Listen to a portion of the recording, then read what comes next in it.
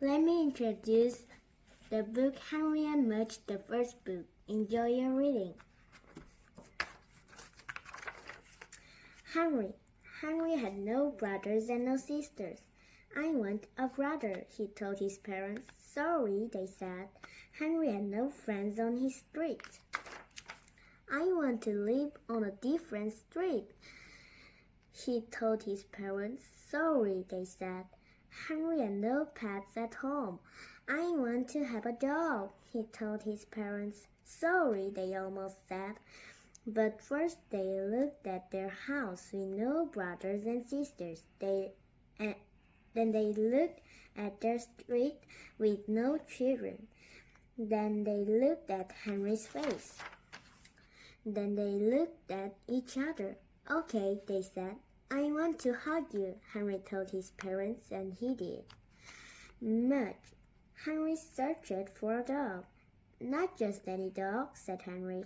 Not a short one, he said. Not a curly one, he said. And no pointed ears. Then he found Mudge. Mudge had fluffy ears, not pointed, and Mudge had striped fur, not curly. But Mudge was short because he's a puppy, Henry said. He'll grow. And did he ever? He grew out of his puppy cage. He grew out of his dog cage. And he grew out of 7 colors in a row. And when he finally stopped growing, he weighed 180 pounds. He stood 3 feet tall, and he drooled. I'm glad you're not short, Henry said. And Mudge licked him, then sat on him. Henry used to walk to school alone.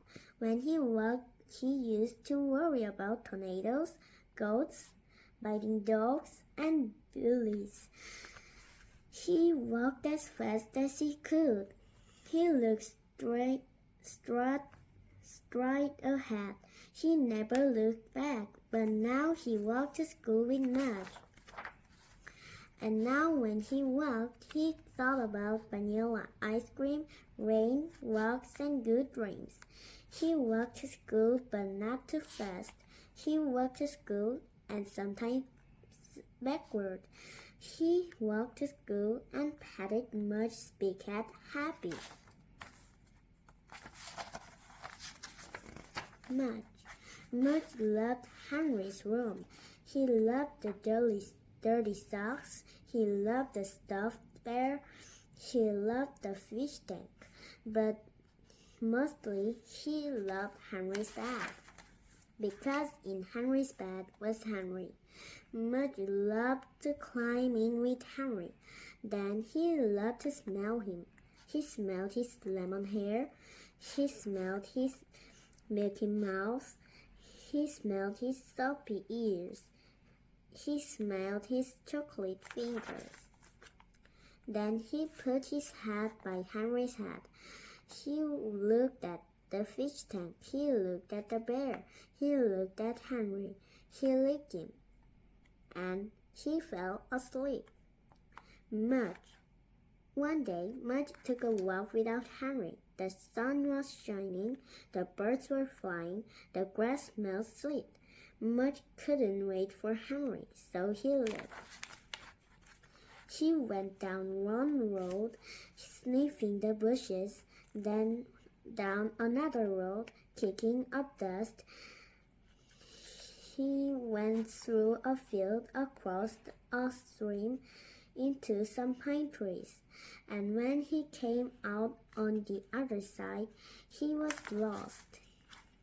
He couldn't smell Henry. He couldn't smell his front porch.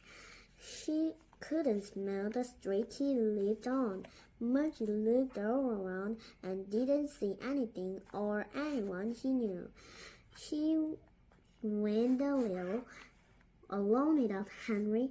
Then he lay down, alone without Henry. He missed Henry's bed. Henry thought Mudge would be Mudge would be with him always. He thought Mudge made everything safe. He thought Mudge would never go away. And when Mudge did go away, when Henry called and called, but Mudge didn't come, Henry's heart hurt, and he cried for an hour. But when he finished crying, Henry said, Mudge loves me. He wouldn't leave. He must be lost. So Henry walked and walked, and he called and called, and he looked and looked for his dog, Mudge. He walked down one road, then down another road. The sun shone as Henry went through a field, calling and calling. The birds flew past as he stood beside the stream, calling and calling, and the tears fell again as he looked at the empty pine trees for his lost dog. Mudge, he called one last time, and Mudge woke up from his lonely sleep, then came running. Henry and Mudge. Every day when Henry woke up, he saw Mudge's big head,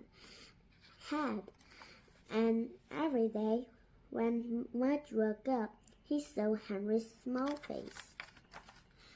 They ate breakfast at the same time. They ate supper at the same time. And when Henry was at school, Mudge just lay around and waited. Mudge never went for a walk without Henry again, and Henry never worried that Mudge would leave. Because sometimes in their dreams they saw long silent roads,